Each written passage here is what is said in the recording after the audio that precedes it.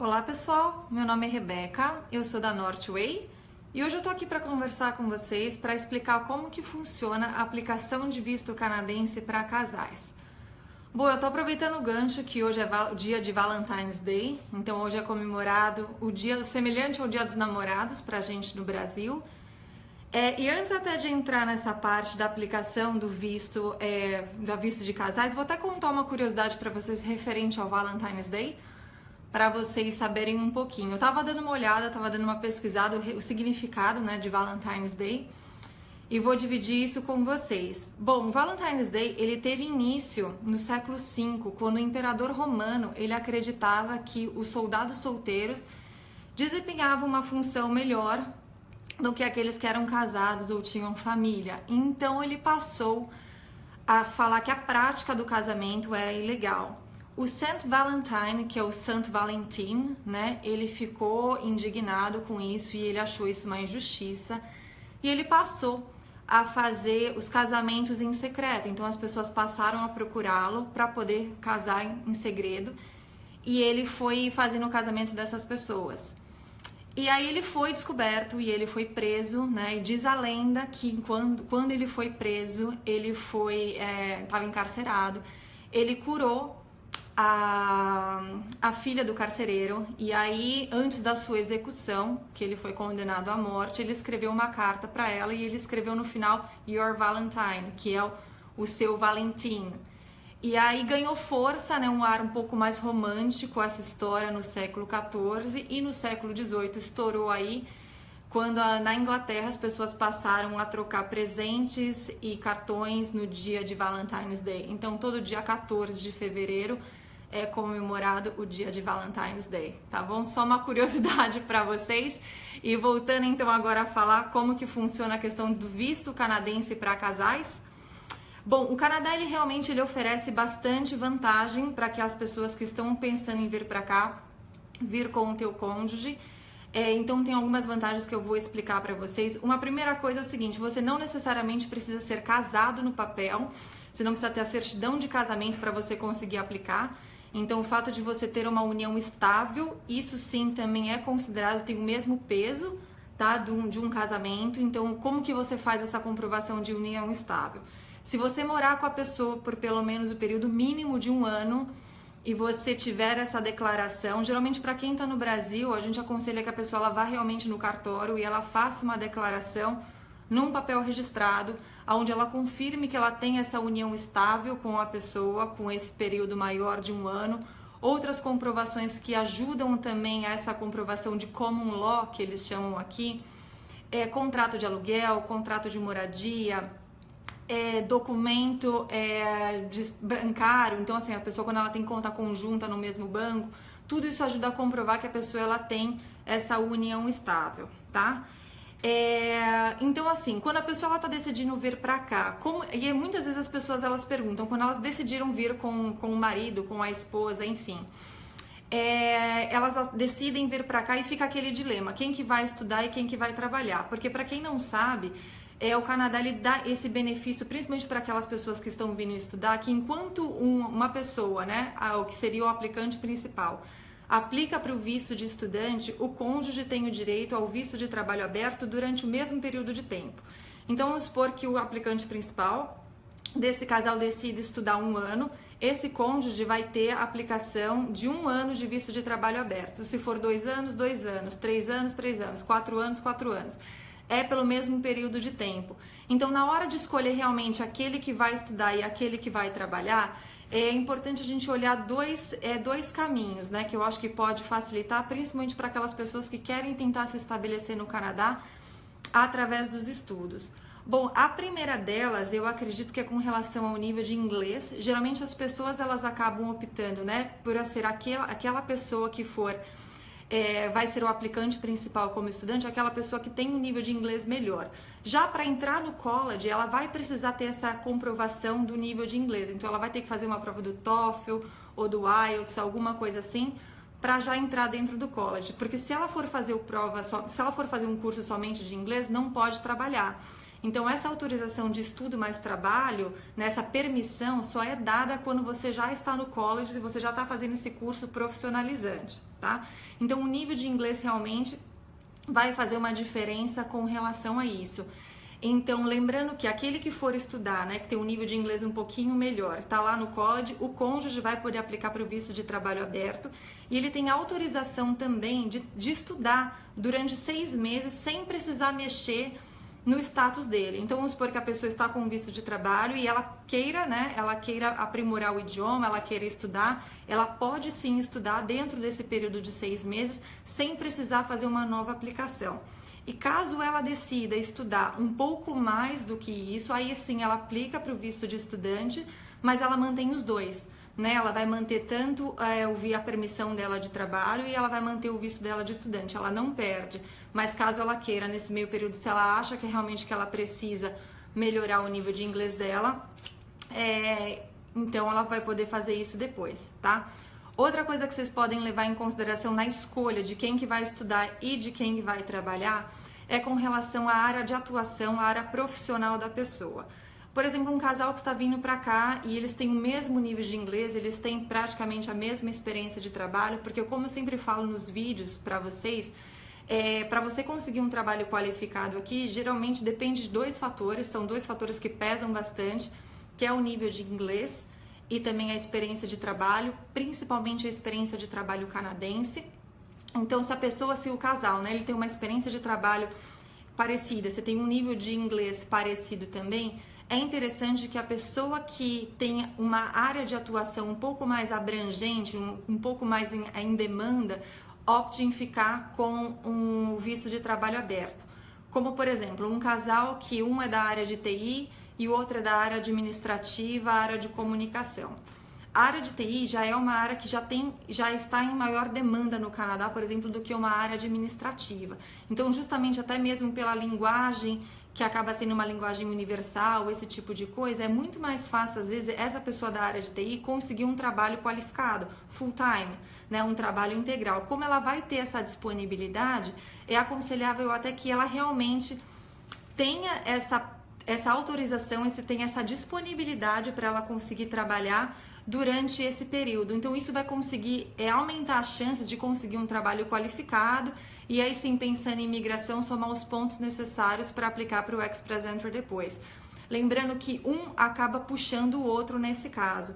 Então vamos supor que o aplicante principal, ele, né, tá estudando, enfim, ele consegue aplicar para o visto de trabalho para o cônjuge, e o cônjuge nesse meio período ele consiga uma oferta de trabalho, soma pontos pro casal na hora de aplicar para o Express Entry. Vão escolher qual dos dois vai ser o aplicante principal, aquele que tem uma pontuação melhor, né? Mas um acaba puxando o outro. Por isso que aumenta muito as chances daqueles que vêm para cá como casal, aumenta as chances porque dobra, né? Se não for pelo aplicante principal, pode ser pelo cônjuge que vai ter aí essa disponibilidade de trabalho.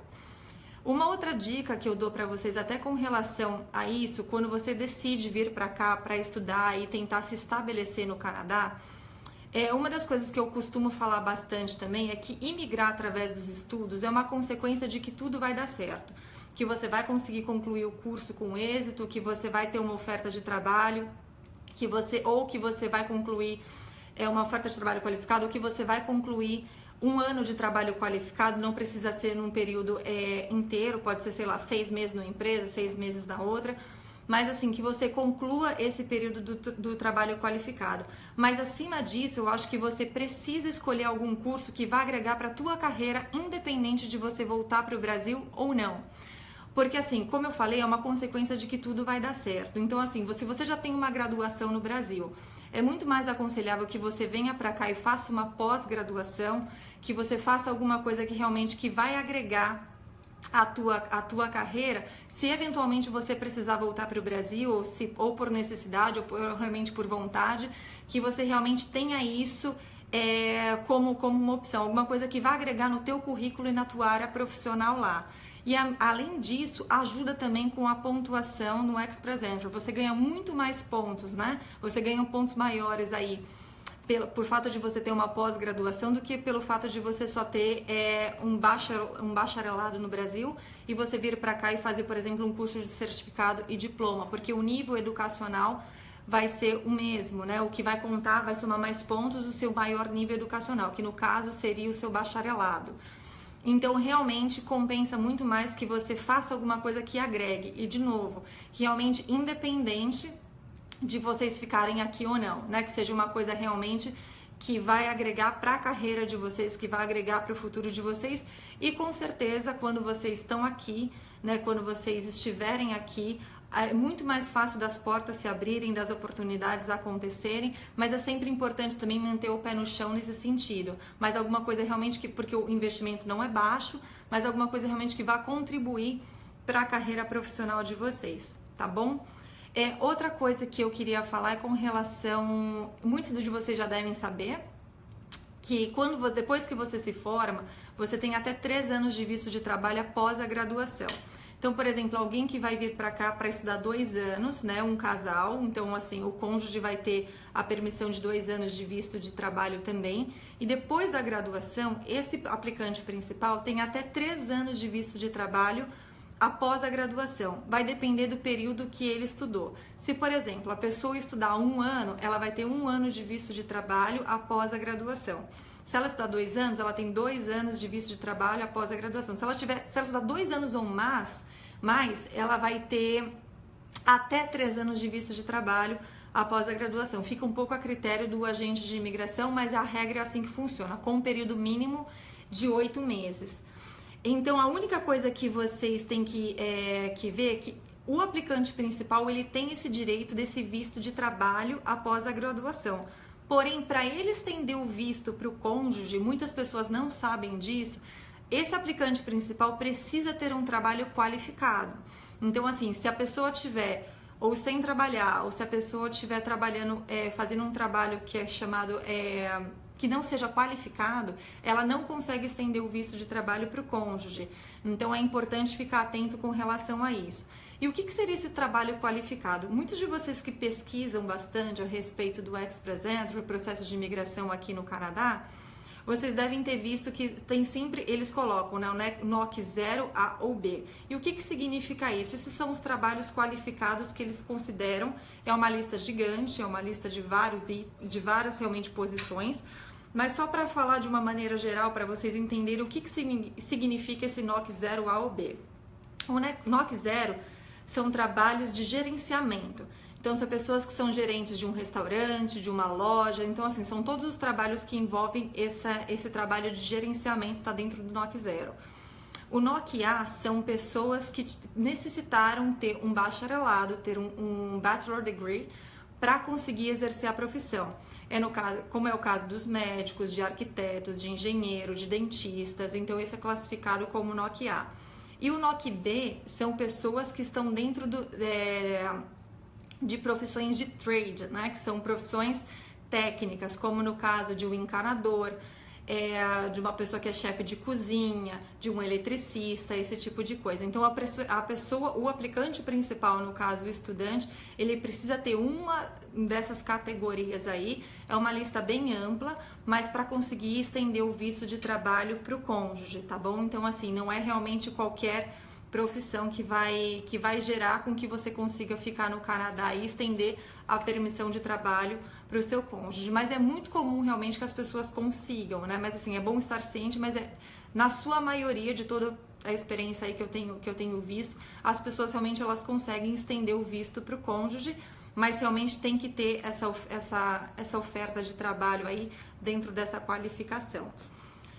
E falando também agora um pouquinho sobre o Express Entry, então assim, aqueles que estão aplicando com casal, quando você aplica sozinho, a sua pontuação ela tende a ser maior, porque você ganha aproximadamente uns 10 pontos aí em cada categoria pela qual você está aplicando, né?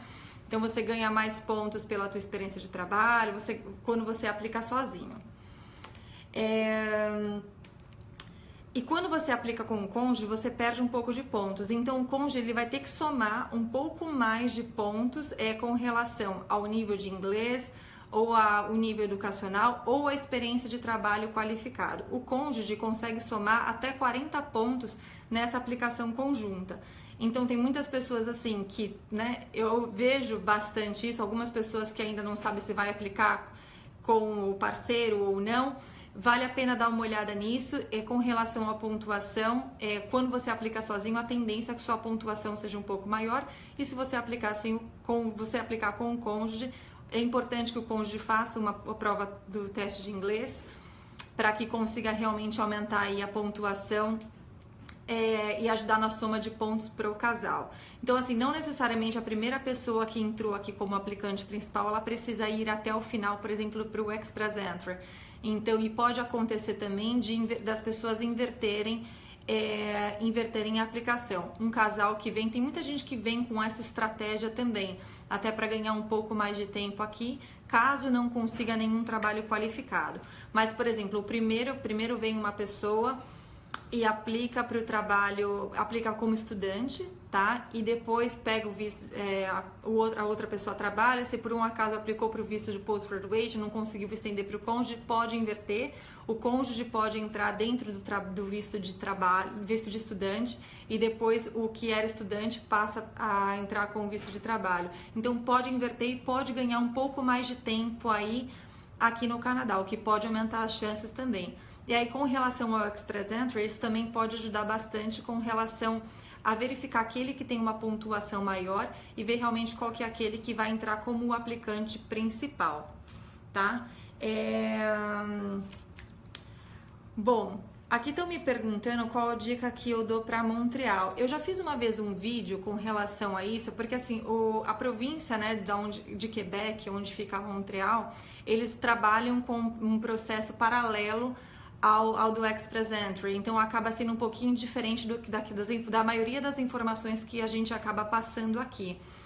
Mas uma dica que eu falo com relação a Montreal é porque quando eu estive lá, eu fui para lá, né, até eu tinha uma impressão diferente com relação a isso, e até em conversas que eu tive com algumas pessoas lá, eu achei que o francês não tivesse um peso tão forte lá. Você encontra pessoas que realmente só falam inglês, só que realmente vai aumentar muito mais as suas chances de você ir para Montreal, para Quebec, se você tiver o francês, que vai te ajudar, que não seja a sua língua principal, né? Mas assim, que você realmente consiga se comunicar aí com relação ao francês, vai te ajudar a conseguir trabalho lá.